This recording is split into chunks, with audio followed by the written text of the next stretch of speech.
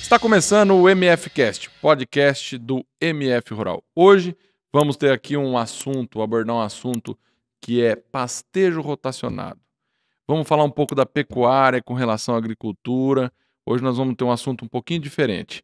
E aqui para brilhantar o nosso papo aqui, o Cledson Garcia, ele que é formado em zootecnia na Unimar em 93, na turma de 93, tem mestrado em produção animal na Unesp de Jaboticabal, doutorado em melhoramento e nutrição animal na Unesp Botucatu em 2002 e pós-doutorado na Unesp de Botucatu em 2014 e também é instrutor do Senar. Tudo bom, Cledson? Opa, tudo bom, Roberto? Como é que tá? Como é que estão as coisas? Walter Celani, toda a equipe MF Rural aí com a novidade aí que tá indo muito bem o podcast. Aí. Parabéns aí ao trabalho de vocês. Também estamos aqui com o Walter Celani, ele já fez a apresentação do Walter hoje? Ele não me apresenta, mas o Cledson é. E outra coisa boa, hein? O Cledson, assim como eu, zootecnista, e uma coisa que eu não queria falar porque traz lembranças ruins, mas eu entrevistei o Cledson quando eu trabalhava na televisão e nós estávamos rememorando aqui. Esses dias. Faz 16 anos que nós entrevistamos. Naquela época eu tinha cabelo. Não era branco, né? Exatamente. Mas é um prazer receber o Cledson aqui. Bom, prazer todo meu e também, né, sabendo aí o Roberto, Rogério, Renato, Rafael aí que foram meus alunos de medicina veterinária, com muito prazer, enquanto ficamos 25 anos na Unimar como professor. E é um prazer estar aqui e parabenizar pelo trabalho que vocês têm feito, a MF Rural, com os vários projetos em andamento e mais essa novidade aí que tá indo muito bem, que eu tenho acompanhado aí nas redes sociais. A gente procura trazer com isso daqui, trazer informação pro pessoal. E falar de uma linguagem mais simples, né, Cledson? Porque não adianta a gente ficar aqui falando tecnicamente muito, vamos falar, muito técnico e não conseguir atingir o público em geral, que é o nosso objetivo aqui com o MFcast. Com certeza, né? Eu fiquei há 25 anos como professor na Unimar, sempre trabalhei na extensão rural. Sou filho de produtor rural, né? Nasci e fui criado na propriedade rural, eu falo que tá no sangue. Então, meus pais moram no sítio há apenas 56 anos, vamos fazer 57 anos de casado, casaram e foram pro sítio. E lá nós aprendemos desde 10 anos a tirar leite, pegar no cabo da enxada, ganhar balde de presente, uns presentes de grego, né? Mas isso faz parte, então eu vivenciei isso a vida inteira e depois que parei de ministrar aula na faculdade, faço alguns cursos de especialização. E estamos aí com um canal na Pro Rural e atendendo o pequeno, médio, grande produtor e ministrando o curso ainda na área do Senar, que é levar a tecnologia até o produtor rural, que é a extensão. Que nós ficamos durante a docência, né, que era ensino, pesquisa e extensão, mas focava bastante no ensino e na pesquisa. Tá. E agora estou vivendo isso 100% de extensão rural. Agora você tá lá no campo, todos né? os dias, graças a Deus. Não mais ali só ensinando a teoria, bom, mas... foi muito bom a época, né? Até encontrar aí os ex-alunos. Outro dia o Rodrigo Rodrigues esteve aqui também, foi aluno da zootecnia. Então eu falo, foi muito prazeroso enquanto eu fiquei na Universidade de Marília por 25 anos ministrando curso em engenharia agronômica, na medicina veterinária e também na zootecnia. E ministrei aula também por uns 4 anos no agronegócio em Lupércio. Então, mais de 6 mil alunos formados. Nossa Senhora! Durante aí os 25 anos, né, 27 anos praticamente, e mais uns 2.500 alunos do Senar. Então, eu falo assim, por isso todo mundo me chama de professor Cledson. Professor e Cledson. Meu nome não é fácil. Né? Aí todo mundo aqui é mais fácil chamar professor, ou professor, ou professor. Né? Já fica o professor. É verdade. Então, mas é um prazer estar aqui, né? E esse tema, falar de pastejo rotacionado, falar de pastejo rotacionado, adubado, que são coisas distintas, e também até o irrigado, que é a tecnologia que está chegando hoje, que já era usado há mais de 20 anos, que eu já tinha montado o projeto de irrigação para pequeno produtor, projetos de leite, e agora o pecuarista de gado de corte também está investindo nessa tecnologia para aumentar essa produtividade que no Brasil é muito baixa. É por isso que cada ano vem perdendo a pecuária, vem perdendo espaço para a agricultura. Esse é um ponto que eu queria pegar. Agricultura e pecuária. A pecuária, ela consegue competir com a agricultura, ou Cledson? Consegue. Nós temos mostrado esses números, Roberto, e né, para todos aí que estão nos assistindo, que sem dúvida alguma, hoje até eu estava comentando inicialmente aqui um bate-papo informal com o Walter Celani, falando, né, os dados da Embrapa. Hoje a gente sabe aí que a média brasileira é 1 UA por hectare. Tá. Na década de 40, nós tínhamos uma média de 3 UA por hectare, porque desmatava um solo virgem, plantava-se o capim sem adubar, sem rotacionar, e a média era 3. O que aconteceu no decorrer aí nessas décadas? Foram diminuindo a fertilidade do solo, consequentemente a lotação veio diminuindo. E a agricultura fez o inverso. Ela foi aumentando produtividade por área, seja soja, seja milho, seja cana, seja café, algodão e todas as culturas, né, no ramo da agricultura. Hoje nós temos aproximadamente da área agricultável, 2/3 é usado para pecuária e 1/3 somente é usado para agricultura. E aí tem um número que eu falo assim, gritante, que nós temos que ficar preocupado. Você que é produtor rural, né, que está nos assistindo, sabe que isso assim, é muito triste saber. 98% do adubo é usado na agricultura e 2% somente usado na pecuária. Por isso que tem muito produtor arrendando ou vendendo a terra e arrendando para a agricultura. Hoje, a média da pecuária de corte, 5 arrobas por hectare ano, para quem tem 300 gramas por dia por animal, né, durante o ano. E aí, se você falar que 50% é custo, então ele vai ter uma rentabilidade de 400, 500, 600 reais por hectare ano. Enquanto que vem o agricultor, a renda paga 2.000, 2.500, até 3.000 reais por hectare, Dependendo amendoim, da cultura, cana, né? E ainda paga o pecuarista e ainda tem o lucro dele. Então mostra que nós estamos, ainda a pecuária está muito amadora e nós temos que começar a usar tecnologia. Usar tecnologia seria rotacionar o pasto, seria adubar o pasto, se tiver água e, obviamente, com toda seguindo a legislação ambiental, por que não irrigar, né, pedindo outorga para uso da água. Tá. Então a saída para a pecuária é tecnificar ela. Com certeza. Profissionalizar e tecnificar ela. Nós temos uns números, Roberto, que, por exemplo, hoje fala-se uma rentabilidade aí na soja, era, né? Agora também esse ano a soja deu uma pequena queda, mas era aí de 6, 7, 8 mil por hectare, por safra. E nós já temos resultados, inclusive, assim, coletados, propriedades funcionando nos projetos que nós temos acompanhado com a equipe da Pro Rural, chegando em números aí até de 11, 12 mil e até 15 mil por hectare por ano com a pecuária de corte. Com a pecuária de leite, se ela for bem feita, também bem intensiva, chegando aí também de 10, 12 até mais. Eu cheguei a pegar propriedade em Goiás, onde eu fui ministrar um curso lá no curso de especialização do Qualitas. Fomos ter uma propriedade que o produtor arrecadava de 18 a 20 mil por hectare ano. No leite. No leite. Então mostra que é possível sim produzir, né, ter produtividade e rentabilidade, seja na pecuária de corte, seja na pecuária de leite. Ô Clédson, deixa eu te fazer uma pergunta aí, não querendo atravessar e já atravessando, mas justamente por isso você está falando. Há a necessidade de tecnificação, que muitas vezes não é nada complicado. Você dividir o pasto, ele já está tecnificando, já melhorando a utilização. Agora, você acha que a pecuária tende a caminhar para aquele lado, ou o produtor vai ser muito grande ou muito pequeno? Ou seja, o pequeno é aquele que vive na propriedade, que desenvolve ali, e o grande é aquele que investe mais pesado. O médio vai tender a ficar aquele que tem fazenda, mas não vai lá? Eu vejo assim, né, Walter? É uma tendência. O pequeno, por exemplo, o estado de São Paulo, hoje nós temos aí 70% a 80% das propriedades são pequenas e médias propriedades. Já assim, foi dividindo herança com os anos. Então são propriedades hoje de, vamos falar aí de 1.000 hectares no estado de São Paulo, é uma bela de uma fazenda. Eu tenho feito alguns projetos na região norte, quando você fala lá em 500, 600 hectares, o pessoal chama às vezes de chácara, né? Porque lá são áreas maiores, claro que tem também lá os 200 hectares, 100 hectares, mas a maioria são propriedades maiores.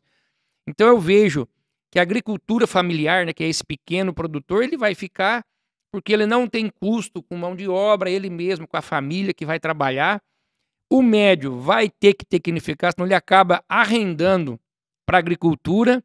E o grande produtor, que eu tenho percebido, que tem entrado hoje, fica até um alerta, um puxão de orelha nos pecuaristas, que já é assim de família, né? Vai passando de herança, que tem trabalhado com a tecnologia um pouco arcaica, ou seja, mais amadorismo.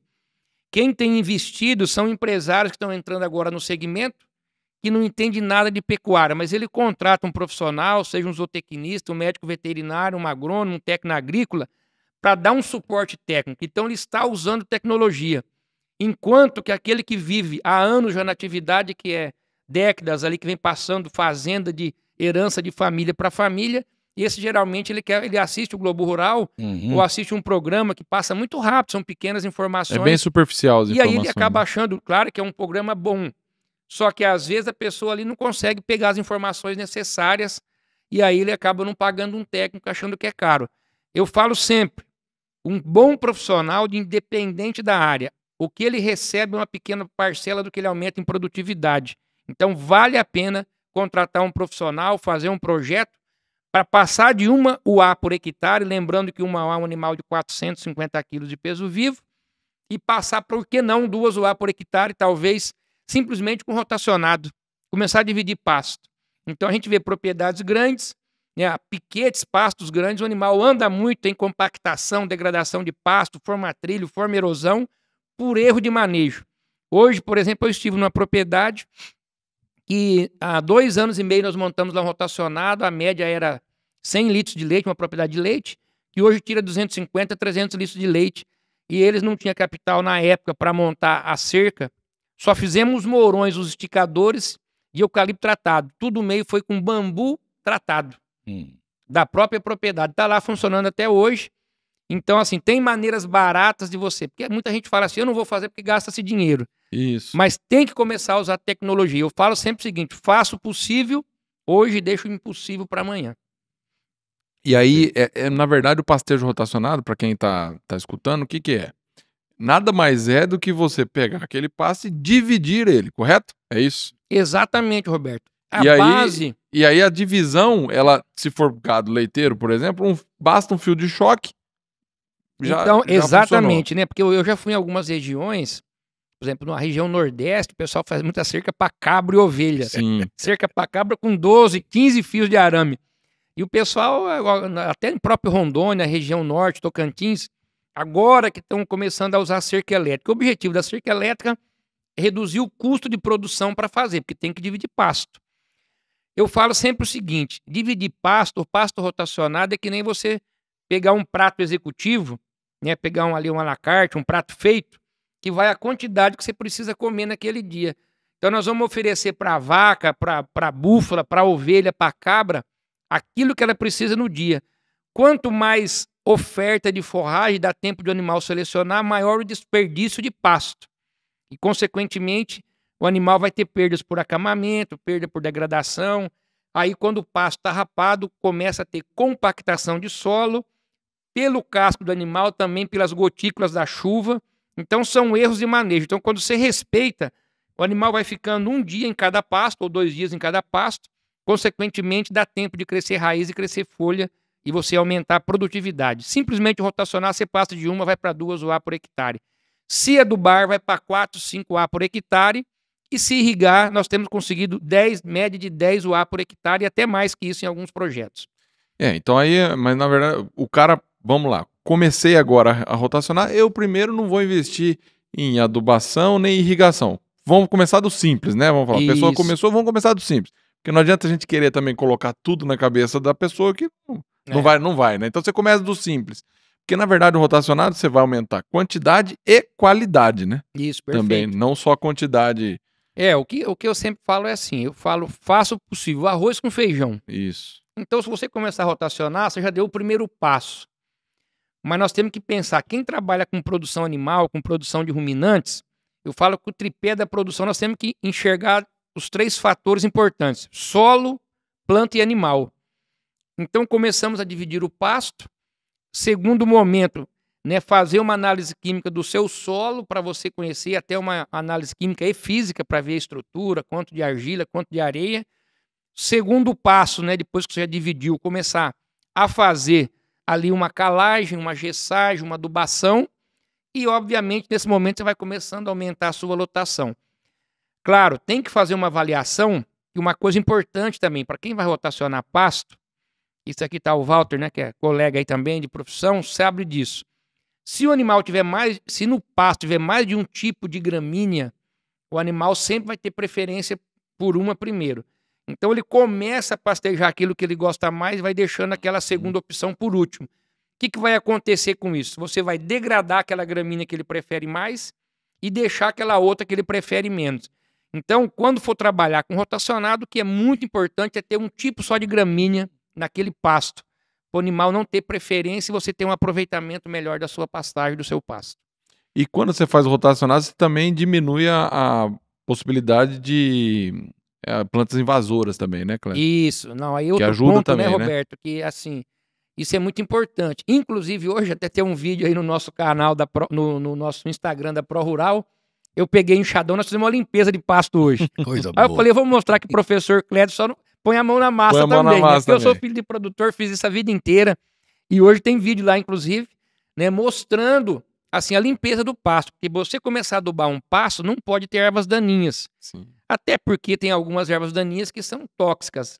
Aí, se você aplicar um adubo, ao invés de ele estar indo para o pasto, parte está indo para as ervas Vai pras daninhas, ervas seja daninhas. guanchumba, seja pé de mamona, né? Seja qualquer que seja, trapoeraba. Lá hoje tinha caruru, né? Eu tô falando os nomes vulgares aí das plantas comuns aí. Então nós temos que limpar a área para depois começar a adubar. Também é um ponto muito importante. As invasoras. Nós não queremos planta invasora, né, dentro de um pasto, porque isso não é recurso forrageiro. Sim, acaba num... É concorrência. Isso é concorrência, exatamente. E ela toma o que você vai gastar de adubo, ela tá levando Embora, né, Walter, tem alguns projetos aí que foram feitos da Embrapa de Campo Grande, né, trabalhando com pastagem consorciada ou integrada, que era na época gramínea e leguminosa. Só que hoje também já se fala que é mais importante, é melhor trabalhar com banco de proteína, e não trabalhar com nem a leguminosa e gramínea juntas. Mas na época foi trabalhado, porque às vezes o pessoal pergunta. Mas eu sou dessa também. Eu prefiro ter um banco do que o. O negócio era estilosante. Pegou uma. E na época foi um boom, né? Nossa. Você não tem estilosante, então você tá fora do mercado, você não sabe, né? Então você não tá tem que acompanhar o modismo. Mas na verdade, eu sempre quero deixar também aí para o pecuarista que está nos assistindo, que não tem pasto milagroso. Então nós temos que cuidar do nosso pasto. De acordo com a fertilidade de solo, é o tipo de gramínea que nós vamos implantar. Se você quer trabalhar intensivo, tem que trabalhar com gramíneas geneticamente superiores para ter maior produtividade e você ter maior rentabilidade por hectare para você poder competir com a agricultura. Então fica esse puxão de orelha. Eu já fui em propriedades que fazia 30, 40 anos que não jogavam um calcário, que não jogavam um adubo no solo, e quem dirá, então, rotacionar. E aí, obviamente, chega num desespero no fundo do poço, que ele fala, agora eu preciso de ajuda. Então aí a Pro Rural, ou qualquer que seja outro profissional, vai lá para ajudar e tentar resolver e resgatar aquele produtor e aumentar a sua produtividade. O pecuarista, ele tem essa... Ele não é que nem o agricultor, né, no sentido de estudar antes, né, se profissionalizar naquilo para depois ele começa, não, vamos põe boi aí, vai jogando, como que fala? Ele é mais, vamos falar, mais extrativista do que isso, é extrativista, né? exatamente, do que qualquer coisa, né? Então assim, lógico, não estamos generalizando tudo, mas uma grande parte é assim. Então isso prejudica tanto na produção, que você vai ter menor produção, rentabilidade, que ele vai acabar deixando aquele de usar, fazer da pecuária, que nem você falou, acaba rendando, entra a agricultura no lugar, e a gente vai tendo a produção de carne nossa, como é que vai ficar? Né? Como é que fica isso? Nós temos que ter a profissionalização para poder, produção de carne, de leite e também os ovinos, né? Que a gente falou. Ovinos e caprinos, que é muito forte, a região norte e nordeste, né? Que tá e o rotacionado no ovinos e caprinos é importante também, né? Demais. Aliás, assim, é mais importante. Se no boi precisa, na ovelha é mais importante ainda. Eu ministrei aula por vários anos na faculdade da disciplina de ovinos e a gente sabe que a ovelha, eu falo assim, tem que rotacionar para quebrar o ciclo da verminose. É obrigatório, meio que obrigatório. Ou seja, se o bovinocultor, porque assim, o que muda com isso, né? Também é bom explicar isso para quem está nos assistindo. Assim, o bovino e o búfalo, ele tem um hábito de pastejo mais alto do solo, porque ele enrola a língua com o movimento de cabeça e ele arranca o capim. Ovinos e caprinos, ele tem uma flexibilidade dos lábios superiores e inferiores, né? Ele tem o pulvino dentário, então ele pasta que nem o cavalo, pasta baixo. Embora a cabra também faz um pastejo alto, né? Que ela fica na posição bipedal, que é apoiar sobre o membro posterior e colher folha de planta arbustiva. Tem uma habilidade muito grande. Mas a ovelha pasta baixa e, obviamente, nesse microclima, nos primeiros 5 centímetros do pasto, onde está aí 60%, 50% dos larvas infectantes, do verme. Uhum. Consequentemente, ingere mais verme. Então, a ovelha tem que rotacionar realmente para você diminuir, tentar quebrar a infestação, porque 80% a 90% do verme estão no pasto e 10 a 20% nos animais, numa época normal do ano, né, que é a época de primavera e verão, quando está chovendo. E 10 a 20% nos animais. Então, se a gente conseguir rotacionar o pasto para quebrar o ciclo, então, consequentemente, diminui o verme do pasto e também dos animais. Agora, no boi também isso é benéfico, mas na ovelha é primordial. Então, na ovelha, ele precisa não só pela produção, para ganhar em produção, mas também para ajudar na verminose. Exatamente, para diminuir a infecção parasitária, para diminuir a verminose que é das um dos ovelhas. grandes problemas, né? Eu até acrescentaria mais uma coisa aí, que como o Clécio muito bem falou, como o hábito de pastejo dos ovinos, principalmente, é muito rente ao solo, ele tende, se você faz um pasto maior, ele vai comer aqui, ele come e vai até embaixo. Aí, quando ele vai para o outro lado do pasto, e aqui começa a brotar, ele volta para o broto ali, que é a parte mais proteica, mais gostosa. Aí ele vai e vai deixando o outro capim que acaba passando. Então ele perde aquele ali que está fazendo, expondo o solo, né? Exatamente. Perdendo, e o outro que passou do ponto. Lignificou e aí não dá mais, né? Então, e é detalhe bobo, né, Clécio? Que a gente passa, né? E o produtor, eu só acrescentava uma coisa aí também, que eu até falava com o Clécio antes aqui. O grande defeito, o grande problema para o pecuarista é que boi não apodrece. E o milho e soja apodrece. Então, o agricultor tem que fazer bem feito, porque ele quebra de um ano para o outro. O pecuarista não quebra ou não percebe que vai quebrar. Porque o boi está ali e fala, não, eu deixo menos risco, a pecuária tem menos risco do que a agricultura. Menos risco, né? E aí uma coisa que eu sempre falo, né? A pecuária, se você chegar a algum produto, o de soja, milho, ele sabe qual que é o custo de produção dele por hectare. Exato. Seja assim, de adubo, com tudo. Ó, vou gastar 40 sacos por hectare, ou 50 sacos, 60. Se chega num pecuarista, ninguém sabe o custo de produção. Assim, não vou falar ninguém, não pode generalizar. Sim. Mas a maioria... Eu falo assim, que até tem um número que... Quando eu entrei na faculdade, esses dias, em 89, quando eu terminei o colégio agrícola, e na época, assim, o número que era de propriedades que inseminavam, 10%. Hoje é de 10 a 12 a 13. Pouco, assim, não é que tem que inseminar o gado. Mas geralmente esse pecuarista que faz a inseminação artificial, que hoje usa aquela técnica de ATF, né, que é a inseminação artificial em tempo fixo, que foi uma salvação, foi muito bom, foi um avanço aí da pecuária de corte, principalmente, porque o leite todo dia, o produtor de leite está com a vaca dele lá no curral. É mais fácil inseminar. Agora o de corte, vecil de vaca natural, que nem eu acompanhei, dei umas consultorias em fazendas aí de 700, 1000 matrizes na época. Não é fácil. Vou te falar, se acordar cedo, dia de chuva, porque você faz estação de monta quando? Novembro, dezembro, janeiro, fevereiro. Dia de chuva, quando chove uma semana toda, tem que ir lá o colaborador acordar cedo, ir lá ver o cio da vaca, inseminar à tarde, era uma loucura. E hoje, com a ferramenta da IATF, ficou muito fácil trabalhar com inseminação. Aumentou um pouco, 12%, 13%, mas 2, 3 pontos percentuais apenas. Pouco. Claro que o rebanho nosso... De 89 para cá, só isso. Só isso, só que aumentou o rebanho, né? Na época nós tínhamos aí 120 milhões de bovinos, hoje nós temos 220, 210 milhões. Mas em percentagem foi só 2, 3%. Aonde que eu quero chegar, Roberto? Que esse percentual, esse pequeno percentual que usa IATF, geralmente são aqueles que já estão adotando o rotacionado, que estão usando uma tecnologia um pouco melhor. Então, realmente, aí 88% dos pecuaristas estão ainda no extrativismo, no amadorismo.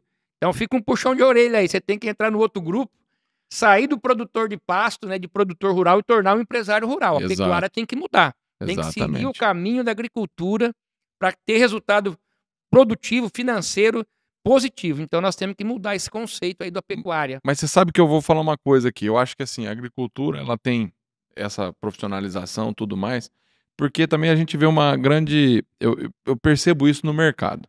Quando você vai falar em crédito rural, a gente vai em banco, tudo. Eles normalmente falam assim, vou emprestar para quem? Para quem produz soja, milho, trigo, não sei, agricultura. Aí você fala, não, mas e pecuária? Não, pecuária eu não empresto porque eu não consigo medir se a pessoa vai ter produção para me pagar e tal. Então falta também um pouco disso, porque assim, a agricultura ela tem tudo isso porque tem um baita motor de dinheiro aí colocando para a pessoa poder fazer o crédito e tal. E isso ajuda muito. O pecuarista acaba não tendo tanto disso. Né? Não utilizando tanto esse crédito. Então, de repente, as empresas que normalmente falam até, vamos falar, pegando aí o que falam da pecuária. Bom, a produção de metano, né? O pum do boi, que na verdade não é pum, né? É o arroto, né? A eructação. Então, assim, que produz o metano. Aquele metano vai para lá, uma parte vira água, outra parte vira CO2, volta, e a planta utiliza esse CO2 para crescer junto com o sol, fazendo a fotossíntese e crescer a planta. E aí entra o pastejo rotacionado, que eu acho que ajuda muito nisso daí. Porque quando você tem um pasto que ele tem bom manejo, ele não vai dar produção de CO2 na atmosfera. Ele vai dar crédito de carbono. Hoje já tem trabalhos da Embrapa comprovando isso. Exatamente. E aí que tá o ponto. Então, assim, todo mundo fala, mete o pau e tal, mas peraí, e ajuda real? Peraí, tem muito pasto degradado. Vamos dar o crédito para esse produtor? Quem que está disponível a fazer isso? Aonde está o incentivo para isso, né? Nós não conseguimos ver isso, você não consegue ver isso nas empresas que estão nos bancos, né? Vamos falar empresas, não, banco. Nos bancos eles não têm esse crédito. E assim, a gente fala, hoje a atmosfera tem 0,04% de CO2. O ideal é 0,003. Isso. E com 0,02 as plantas morrem. Então assim, olha para você ver então assim, não adianta a gente tem que levar o nível da conversa, porque todo mundo gosta de meter o pau, falar mal do produtor, mas também ninguém quer. Cadê o incentivo disso, né? Eu acho que falta um pouco disso também. O que eu vejo, né, que agora com esses trabalhos da Embrapa, principalmente, hoje tem até saiu uma reportagem aí, umas publicações no Stories aí, que esses dias, mostrando lá, tem várias pesquisas já mostrando, mas na verdade é fácil entender. O pastejo rotacionado, além de aumentar a produtividade, aumentar a lotação A por hectare, para nós competirmos assim, ser competitivo, não de querer usar o espaço da agricultura, que tem que ter agricultura, tem que ter a pecuária. Sem dúvida. Vai ser competitivo na produtividade, na rentabilidade. Então eu falo assim, quando o pasto é bem manejado, aumenta a área de lâmina foliar, ou seja, se ele tem mais verde, realiza mais fotossíntese. Exatamente. E aí vai contribuir também aí, né? E faz o crédito de carbono, na verdade. Na verdade, então o pecuarista ele tem que ser pecuarista e agricultor, porque ele tem que ser o agricultor do pasto. Exatamente. Né? Ele tem que ser o agricultor do pasto dele. Ele tem que seguir o caminho da agricultura, é isso. É ser um produtor de pasto, ser um agricultor. E assim, se você perguntar para qualquer produtor de soja, minha soja é 60 sacos por hectare, 55, 60, 75, enfim.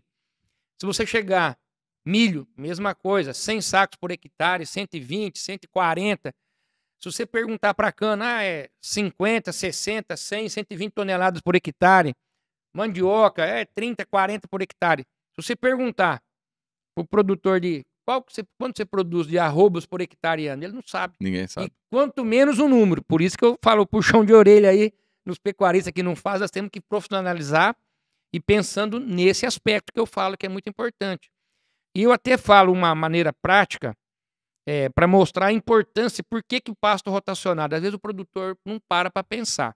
Eu falo assim, se nós tivermos 30 piquetes, 30 pastos, que seria a maneira ideal, que seria um piquete por dia, nós usaríamos o pasto quantas vezes no mês? Uma vez. Uma vez no mês. Quantas vezes no ano?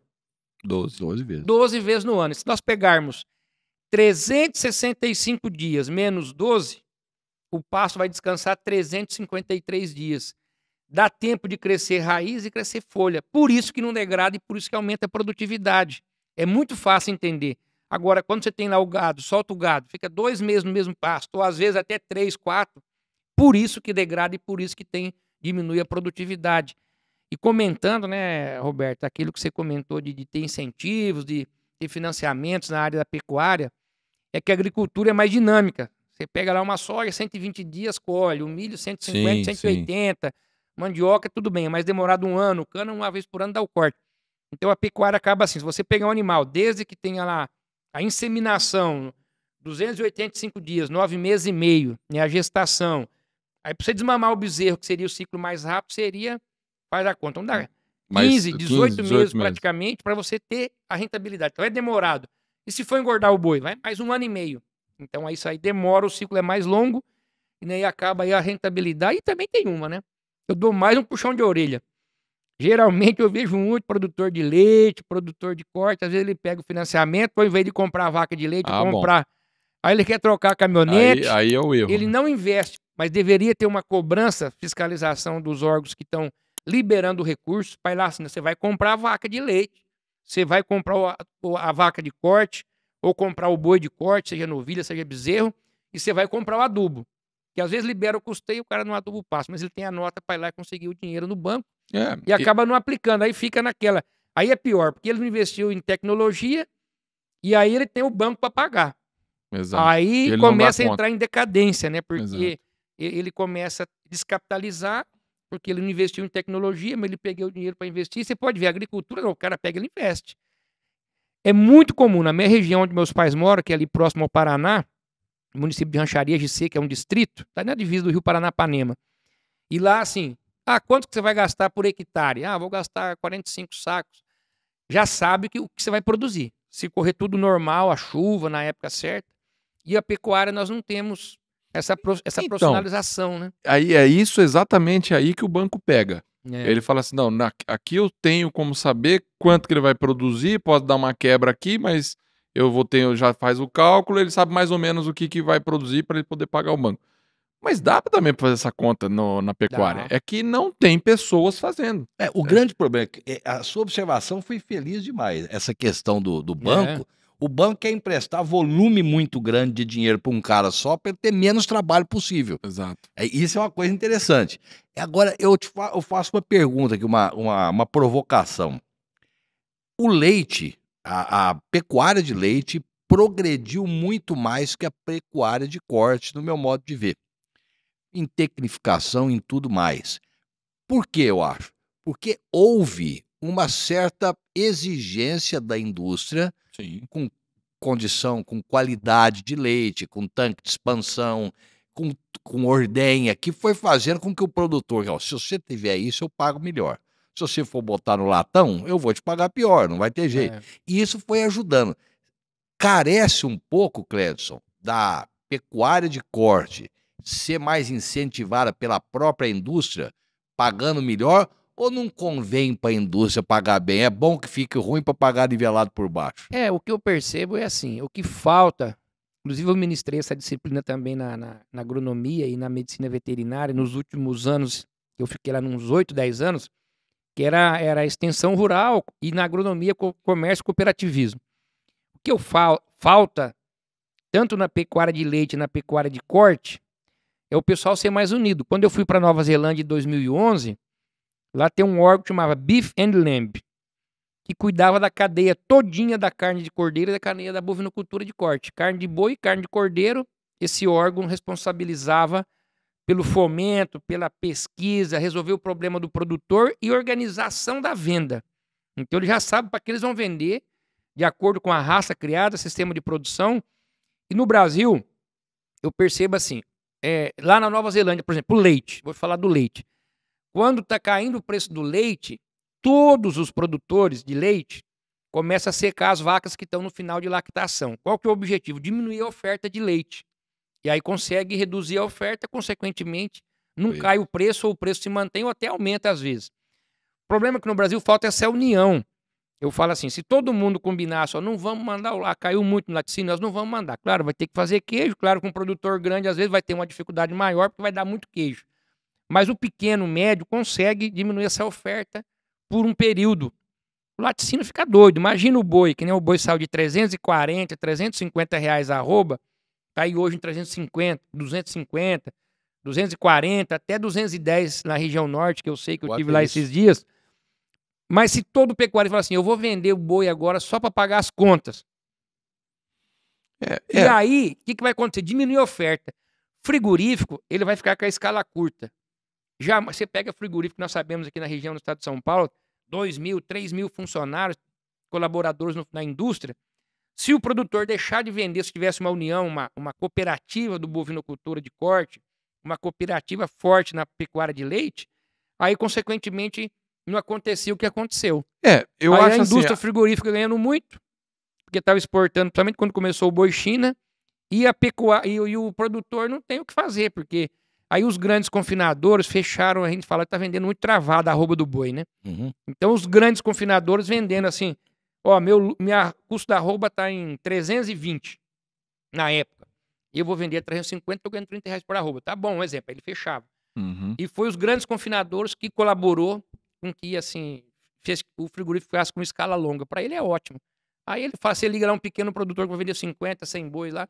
Ah, não posso comprar. Liga no outro, não posso comprar, só daqui 30, 40 dias. Aí o preço foi caindo e chegou onde está hoje. Porque né? o problema disso daí, combinar tal, é uma coisa, beleza. Mas cada um tem um bolso, né? Esse é o grande problema. O cara, às vezes, tá apertado, que ele tem que pagar alguma coisa, ele não tem como, vamos segurar, a não ser que tivesse vamos falar assim, tipo um fundo, né? Garantidor, um garantidor. Né? Mas isso é difícil, mas teria que ter isso para poder garantir, porque senão, como é que ele faz? Eu tô precisando pagar a parcela de alguma coisa que vai no banco, senão vai... Ele tem que pagar, ele tem que vender, Então, ele não tem como segurar. Viu, Roberto? Mas é isso que eu comentei, assim. Vender o mínimo necessário. Se ele tem que pagar a parcela, ele tem que vender. Não tem jeito. Agora, quem não tem, assim, que seguraria. Os que... E aí, consequentemente, diminuir a escala. Era assim, eu sei que é difícil. O mercado é mas complicado. se tiver que vender, tem que vender. Que a pessoa Agora, às vezes tem quem lá... tá confinando, por exemplo, se o boi atingiu um peso, a gente sabe. Vai ter que botar Vai ter que vender. Senão ele perde, ele começa a tomar prejuízo. Esse vai ter que vender. Agora, quem tem o boi no pasto, que é o tema do rotacionado, que, aliás, voltando, né? Eu comentei e acabamos Quando eu falei que nós fomos para Nova Zelândia, nós fomos num grupo técnico e uns empresários do Brasil buscar tecnologia. Depois de 2013, nós fomos para a Escócia e Inglaterra. Qual que foi o objetivo? Depois também fui para Argentina, para Uruguai. O objetivo, lá na Nova Zelândia, é o menor custo de produção de leite do mundo e o menor custo de quilo de carne produzida de boi e de cordeiro do mundo. Por quê? Porque eles trabalham com pastejo rotacionado, adubado, 100% adubado, até montanha da Nova Zelândia, eles adubam de helicóptero e avião. Ah, mas o governo subsidia. Não. Nova Zelândia, na Europa, sim, no Reino Unido, são propriedades pequenas e são subsidiadas. Ah, fica aí produzindo leite, nós queremos que você produza o leite. Nova Zelândia são propriedades grandes, em grande extensão territorial, e lá, sim, existe uma organização e, assim, tecnologia de primeiro mundo. É um país novo, só que foi uma colonização inglesa, então os ingleses chegaram lá para fazer lá produzir. Então lá, assim, é alta produtividade por área, se tiver água irriga, e se morro, eles adubam de helicóptero e avião, porque não dá para ir com o trator. Então lá 100% adubado do pastejo, dos pastos da Nova Zelândia, e eles não dão, e mais uma curiosidade aí para quem está nos assistindo, eles não dão 1 grama de sal mineral e não dão 1 grama de ração. Eu só vi numa propriedade que trabalhava com ovelhas de leite que recebia 50 gramas de ração na hora de entrar na sala de ordenha. Também não é muito comum na Nova Zelândia a ovelha de leite, não. Mas lá é 100% pasto, nem sal mineral tem, não tem empresa de sal mineral. Por quê? Porque o pasto tem tudo que o animal precisa. Além de proteína, energia, vitaminas e até os minerais. Porque o pasto é muito bem cuidado, por isso que lá o custo é o menor do mundo. Aí é uma questão assim, por exemplo, vamos falar do leite em si. Um pasto bem adubado, bem tratado, ele no máximo, a vaca vai produzir 12 a 15 litros de leite com aquele pasto. Mais que isso ela não vai conseguir. Porque ela não tem condições de o pasto suprir isso. Se você quer ter uma produção um pouco maior, você tem que entrar com concentrado, porque não tem jeito. Agora, se a gente vai criar aqui vaca, tudo bem, é menor custo, uma produção mais baixa, tem tudo essa questão. Porque, por exemplo, quando você põe produção mais baixa, isso é uma pergunta para você aí. Se eu tenho uma vaca de 15 litros, ela está ocupando espaço. E ocupa espaço da mesma de uma de 25. Certo? Então, o que é melhor aí? A gente ter vaca de produção baixa, custo baixo, ou intensificar isso? Essa pergunta do Roberto ela é muito interessante e oportuna. Eu vou falar da Nova Zelândia, depois eu falo que já tem no Brasil que pode ser feito, né? Assim, como sugestão técnica. A Nova Zelândia, eles têm assim, lá eles trabalham com muitos animais, assim, lá é um clima um pouco... Chega a 33, 35 graus na época de primavera e verão, lembra muito o Brasil. Só que quando chega o frio, outono e inverno, aí esfria mais que o Brasil. Então tem lugar que chega até -5, -10. E aí você fala, mas como é que eles ficam esses animais no pasto? Eles ficam os animais no pasto. Então eles trabalham lá, no caso deles, muito animais raça holandesa e Gerson Holanda. 100% pasto. Só que eles têm animais puros. Então lá eles conseguem assim, ou meio sangue Jersey holandês. E aí eles conseguem ter uma vaca de maior produção num pasto de muito boa qualidade. Tá. Lá nós vimos assim, não é que é normal, mas tinha pasto de alfafa, azevém e trevo é um pasto muito comum. Aí tem um pasto que chama plantene, parece uma chicória, assim, mas é assim, o pasto é como se fosse uma horta. Então eles têm pasto de qualidade. média de 20, 22 quilos de leite, 25 quilos de leite vai no pasto. Consegue ir num pasto de boa qualidade. E lá tem uma coisa interessante, que a Nova Zelândia são 2 grandes ilhas, né? Mas são vários arquipélagos, na verdade, várias ilhas. E tem a Ilha Norte e a Ilha Sul. Nós andamos, um país um pouquinho maior que o estado de São Paulo, e fica longe do mundo, na Oceania, né? Sim. Então, eles são os maiores exportadores de leite em pó do mundo, o maior exportador de carne de cordeiro do mundo. Então, você fala, mas que país é esse? É assim, que produz tanto? É alta tecnologia. E no caso do leite, lá eles não é nem litro nem quilo de leite, eles falam quilo de sólidos totais. Por isso que eles usam o Jersey e o Gersolanda, muito o Gersolanda, para ter gordura. produtividade, para aumentar o teor de sólidos totais, que é gordura, proteína, entre outros, para exportar. O que exporta é o leite em pó, para diminuir espaço no container, para diminuir espaço no navio, ou qualquer que seja a maneira de transporte, né? Se for avião, de repente, mas geralmente são navios. E aí diminui o volume, né, para ir. Então eles são o maior exportador de leite em pó, maior exportador e maior exportador de carne de cervídeos. Lá tem muito o veado, o gaeiro, o viadinho, criado em cativeiro também. Então, assim, tudo eles são os melhores. Mas lá eles fazem um trabalho muito sério com solo, genética dos animais, então eles têm uma produção maior, então por isso que compensa a vaca deles num pasto muito bom. Então, só que aí o pasto dele é o que você está falando, é aveia, azevém, é outro tipo. Então né? é um pasto diferente, que já atende a exigência do animal. Claro que a vaca teria um potencial maior. Só que lá, a produção de grãos, milho, é todo usado na alimentação humana. Não é usado na alimentação animal. Agora, o Brasil, nós temos um grande privilégio. Como o Brasil é forte na agricultura, compensa usar a ração concentrada no sistema de freestyle, no sistema de compost barn. Cada lugar tem uma realidade. Então, cada sistema... Então, o Brasil, quando vinham os neozelandeses vinham para o Brasil, nós recebemos na Unimar vários... Eles olhavam, vê cordeiro fechado, via o boi fechado, via a vaca de leite fechada na faculdade na Unimar, e falava, mas tem pasto verde sobrando, por que o animal está fechado? Até que eles entenderam, os técnicos, viu, mas nós temos resíduo, muito resíduo da agroindústria, farelo de soja, farelo de algodão, milho, tem o sorgo, tem, enfim, uma infinidade de subprodutos, né, que são coprodutos, que depois pode virar produtos, que são usados na alimentação e tem que usar na alimentação animal para dar um fim nesses resíduos, para não virar lixo, para não virar poluição do meio ambiente.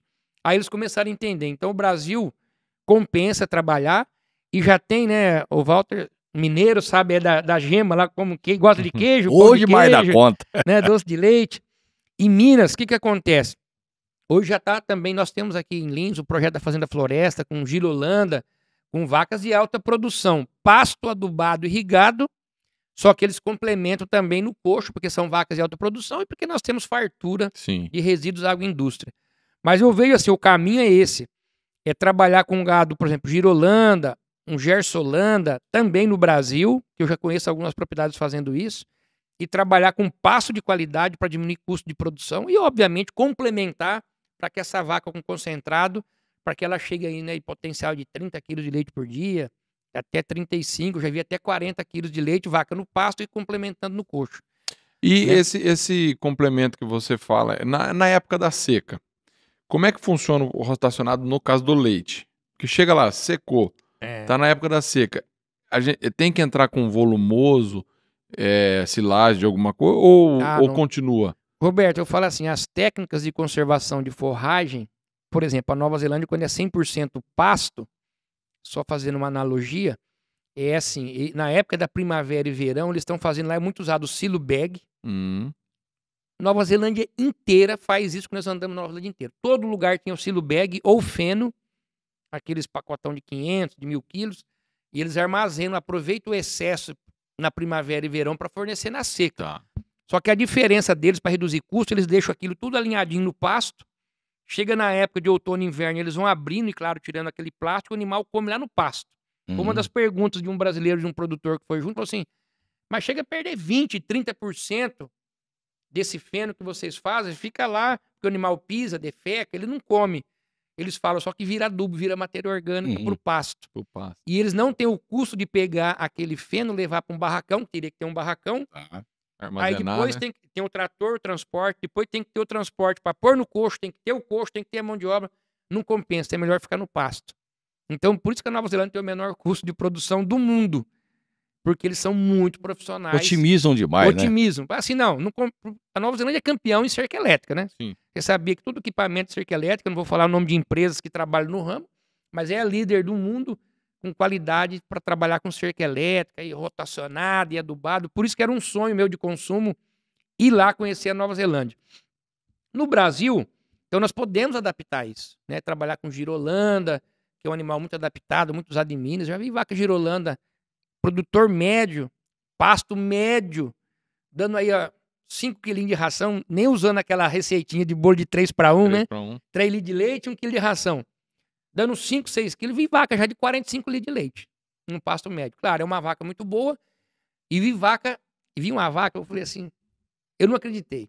Num produtor que eu ministrei curso do Senar, fiquei 1 ano no programa que chama Pro Leite, uma vaca que produzia, uma girolanda, produzindo 72 quilos de leite por dia. E aí eu falei assim, pelo amor de Deus, a vaca tem que coletar embrião, porque era um pasto médio, 5, 6 quilinhos de ração, a vaca dando 72 quilos de leite. Falei, tinha que coletar embrião e transplantar. Lógico. Não, existe umas que é exceção, né? Não é uma... essa vaca não é. Essa vaca exceção. é a vaca do sonho de todo produtor de leite, né? Quando a gente fala assim que a vaca dá 12, 15 litros de leite no pasto e mais um pouquinho com ração, você vai chegar a 20, 25 de média, ela pode dar 35, 30, 40, só que isso também tem que ver se ela tá no início de lactação, no pico de lactação, ela dá aquilo. Aí depois ela vai... Sim. Então o que nós estamos falando aqui é uma média, né? Isso. Não é, porque o 45 ela não vai dar 45 litros no pasto. Vaca de 45, ela tem que chegar no pico para produzir 60, 70. Exatamente. Então, para dar uma média de 40. Agora, quando você vê a vaca, eu vi ela produzindo 45, ela devia estar no pico de lactação ali, produzindo isso, né? Com certeza. Com certeza era o pico da lactação dela. Né? Não, ela estava no pico. Aí, né, assim, agora, o que eu falo, no Brasil, nós temos que pensar o seguinte, o produtor de leite, mas por que também produz menos? Né? Porque a genética nossa não é tão boa quanto a da Nova Zelândia, e também porque o nosso pasto, como é uma gramínea tropical, ela tem mais celulose, hemicelulose, a qualidade da fibra não é tão boa como a fibra de lá. Então lá o pasto, e lá eles têm o trevo que é nativo, que é uma leguminosa. Então é importante frisar isso também, né? Nova Zelândia, o pasto deles é normal, 20 a 25% de proteína e 85% de NDT, é uma ração nossa.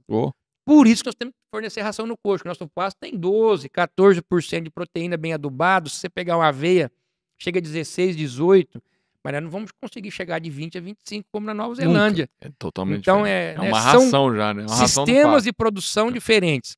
Mas lá vale a pena, eu falo assim, né? Quem puder um dia conhecer. E se o mineiro for lá, Walter, fica encantado, não vai querer voltar. Eu tô em Minas Gerais. Eu já fico, né? Porque montanha, é morro demais e eles conseguem produzir.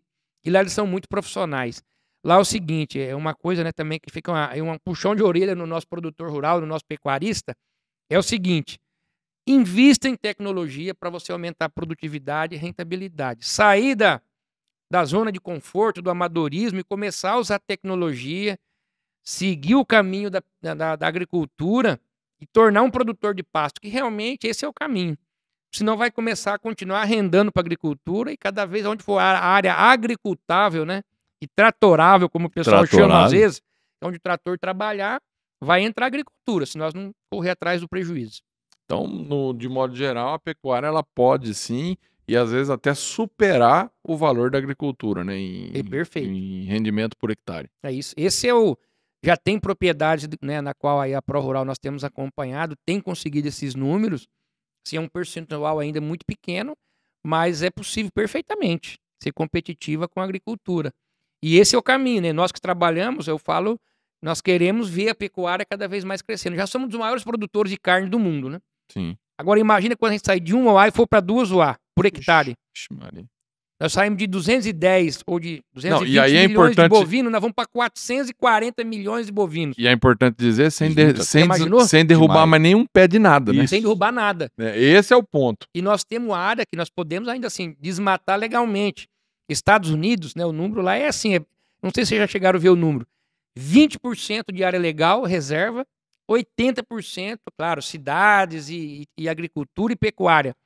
O Brasil nós temos 66% preservado de área agricultável e 34% que ainda assim, que está sem assim, área indígena, né, área de... área indígena, pra você ter uma ideia, aí que tá um número legal, né? Você tem, eu acho que a área indígena tem 14% da área do Brasil. Isso, E é menos do que a área que tem para agricultura. É maior do que a área de agricultura. Que acho que a área de agricultura são 7% e pecuária 13%. Se eu não. Não, acho que é um número um pouco maior. Ou 13 e 17, eu não lembro. É assim, 66% área agricultável, 66% do território nacional. Dos 66, 33 é agricultura e 66 é pecuária, desses 66, entendeu? Então 44 Não, mas da área total do Brasil, território, 44% é pecuária e 22 é agricultura. Da área total. Não, é porque eu lembro... Agora sim, os números eu não vou lembrar, precisar, mas assim, só a área indígena, as áreas indígenas do Brasil representam uns 9, 10 países da Europa. Bom, a Europa são países pequenos que é o tamanho do Estado brasileiro, né? Os países, O interessante que eu vejo falar é essa questão aí da Nova Zelândia, ela exporta a maior parte do que produz, né? É um risco muito grande. Por isso que eles têm que ser muito eficientes, porque o risco é muito grande. Se você depender do seu país para consumir, eles consomem 5%, 10% no máximo do que produzem. Aqui no Brasil, não. Aqui a gente ainda produz para muitos comerem, né? A taxa de exportação é muito mais baixa, né? Tem um número que fala a cada 5 pratos consumidos no mundo, um é brasileiro. brasileiro, né? Então, assim, é 20%. Então, o Brasil é um país que tem a população, que tem um mercado consumidor. Agora, a Nova Zelândia é um país relativamente pequeno. Na época era 4 milhões, deve estar hoje com 5 milhões de habitantes no máximo. Então, é um país pequeno, como o Uruguai também. Isso. Por isso que tem que exportar, porque eles não têm consumidores, né? Então, assim, eles têm que ser eficientes realmente, ter qualidade e preço competitivo. Né? É que eu peguei o número aqui quando nós estávamos conversando do Evaristo Miranda, que era da Embrapa Territorial. Ele colocou 30% que é agricultável, né? Isso. 9% é pastagem, 13% é pastagem, 9% é de agricultura e 8% pastagem nativa. E 13,8% que eu falei, 14% que é de indígena, mas 66% intacto no Brasil, né? 66% está intacto. 66%. É esse gráfico mesmo. Então, esse aqui, 66%. Então é muita o inverso, coisa. Desculpa, o inverso. Eu comentei 34%. Isso. É o inverso, exatamente. Mas pra você ver como que a gente ainda tem espaço. E a gente, e se a gente for colocar que a agricultura ocupa metade de quase da indígena, esse número mesmo aí que eu queria, esse gráfico, inclusive eu uso nas minhas aulas. Que é o do Evaristo Miranda. Então, assim, os índios têm 14% da área. A agricultura, 9%. E olha o tanto que produz. Os Estados Unidos, ele tem certinho, 20%. É 19, alguma coisa de área de reserva legal e 80% é a área de agricultável e zona urbana, cidades e tudo mais. Mas é interessante isso, né? Porque muita gente fala assim, o Brasil derruba. Pô. Não, no Brasil ainda pode, nós podemos, assim, que a gente não quer desmatamento, mas assim, até na época era uns 5 anos atrás, eu assisti uma palestra e na época lá era 17% que poderia desmatar. Talvez hoje uns 12%, 13%. Além de nós aumentarmos a produtividade, que nem precisaria desmatar mais, mas ainda tem essa parte que se for aumentar em área legal. O que a gente fala aqui, falando um pouquinho desse negócio do desmatamento legal e tal. O Brasil tem lugares que a gente pode usar 20% só da área, que é lá em cima. Aqui a gente pode usar até 80%, o Cerrado aí 50%, 60%, dependendo do lugar. Na média, é o que o mesmo Evaristo fala, ele fala que 50% vão colocar de área preservada pelo produtor rural, né? E essa área que você preserva, então você compra 1.000 hectares, você só pode usar 500. E esses outros 500 que você está preservando, é o que ele fala, você tem que investir para não deixar pegar fogo, para ninguém roubar madeira, para animal não entrar lá. Então, quer dizer, tem o custo ainda de manter isso. Então, o produtor rural, ele ajuda e muito. Para benefício de todos. Para benefício de todos. A região norte, por exemplo, eu fiz alguns projetos no Pará, e quando você chega no Pará, chegando em Belém, né? Às vezes eu descia em São Luís do Maranhão, ou às vezes eu descia no voo lá em Belém.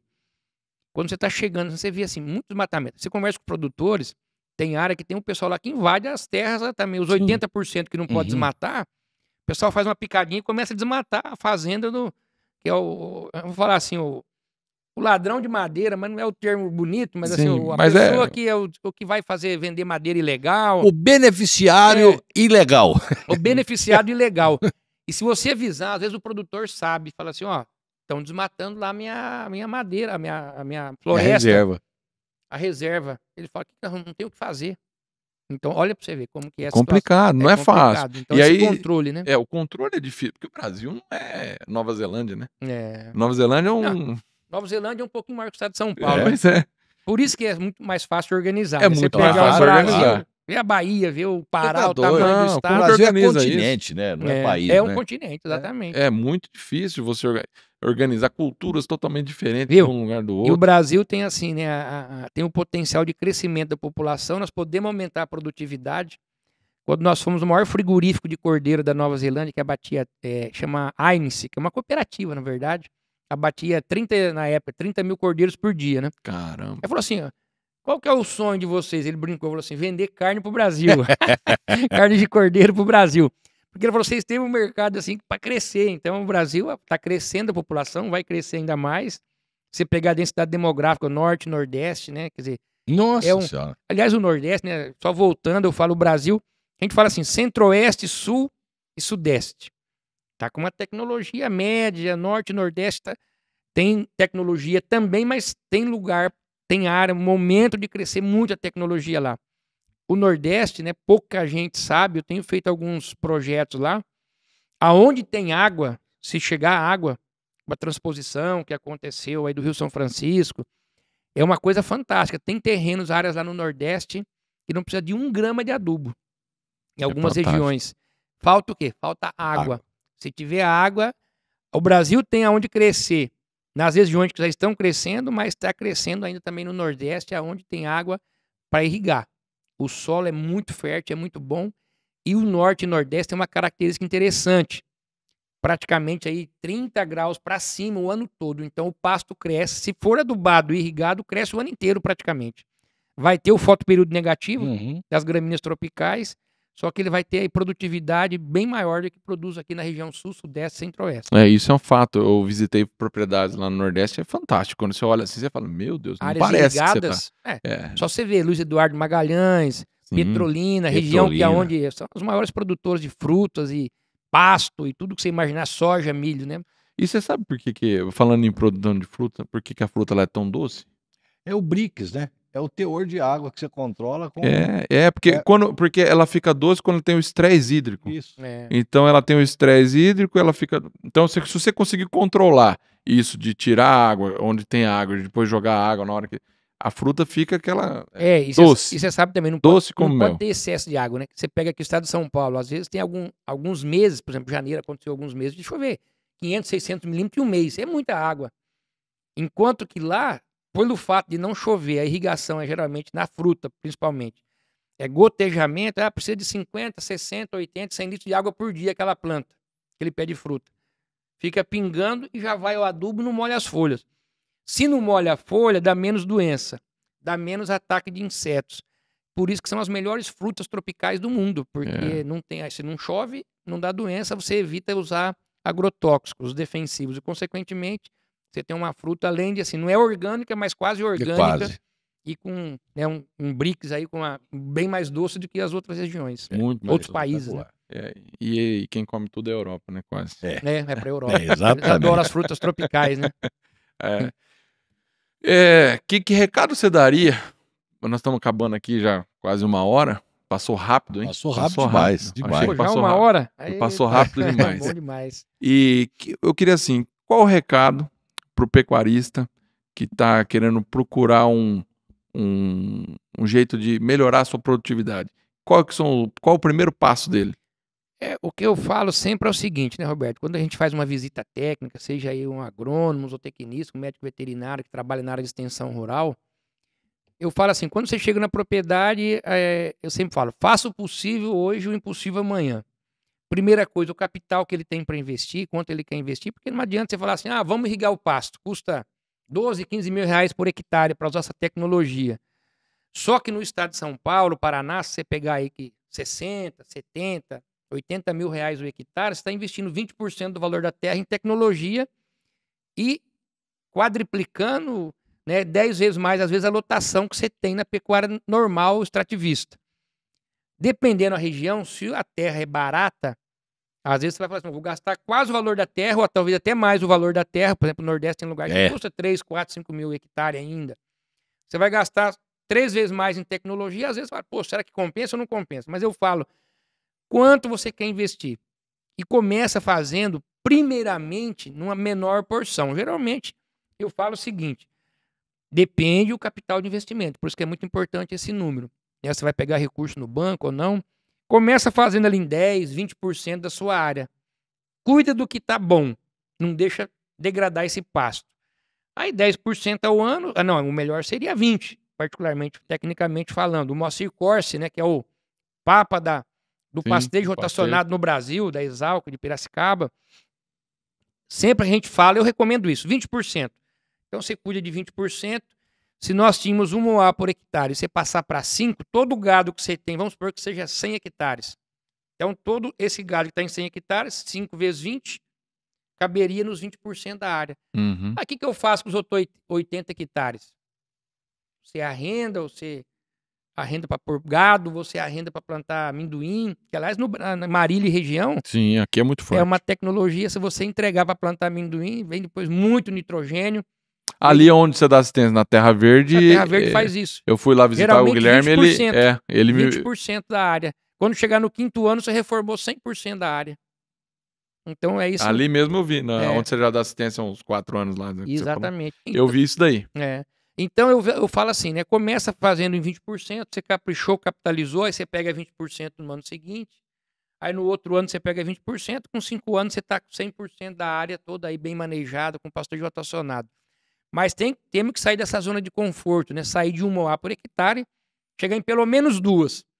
E eu sou mais ousado, chegar em 3, e quem sabe se rotacionar, adubar e calagem, chegar em 4, 5 A por hectare, que é possível tranquilamente. E se tiver capital para irrigar e tiver água, né? Poço artesiano, tudo legalmente aí sendo usado com outorga, ou rios ou represa, chegar em até 10 UA por hectare. Então nós temos que pensar nisso.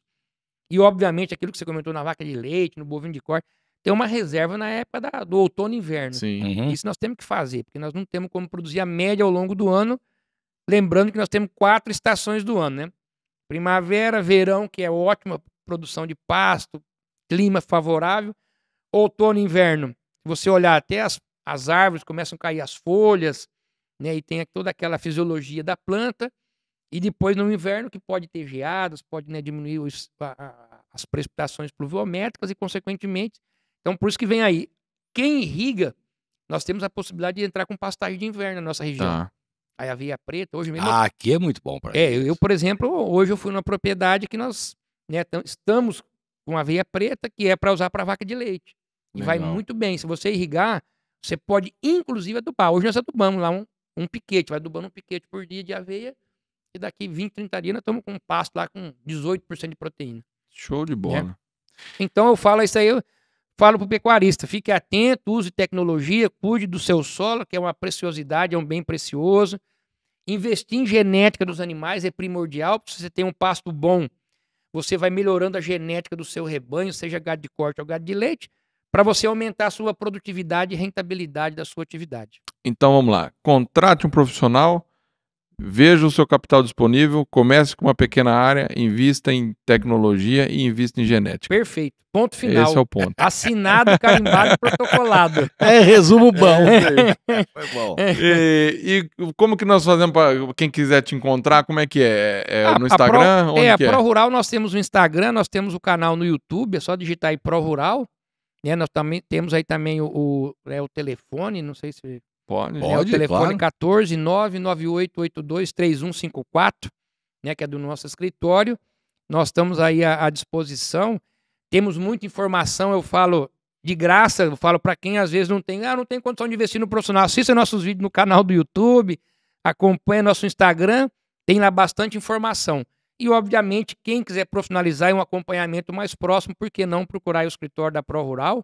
Existem também outras empresas, mas procure um profissional, seja um engenheiro agrônomo, um tecnista, um médico veterinário, um técnico agrícola, para que tenha um acompanhamento, que dê um acompanhamento técnico para que você tenha uma maior produtividade e rentabilidade. Eu falo, esse é o nosso foco, né, que nós esperamos que você consiga e que seja uma agricultura ou pecuária sustentável, né, e que você persista na sua atividade. E o Brasil é muito comum, a pessoa entra na atividade, Depois de 1 ano, 2, ele abandona tudo, já de Sim, leite ele já vai sim. pro corte, aí ele já planta amendoim, aí ele vai depois pro milho e pra soja. Então nós temos que ser persistentes nas nossas atividades, quaisquer que sejam elas. Muito bom. É isso. Hoje conversamos aqui num bate-papo gostoso aqui com o professor Cledson e o MFcast fica por aqui.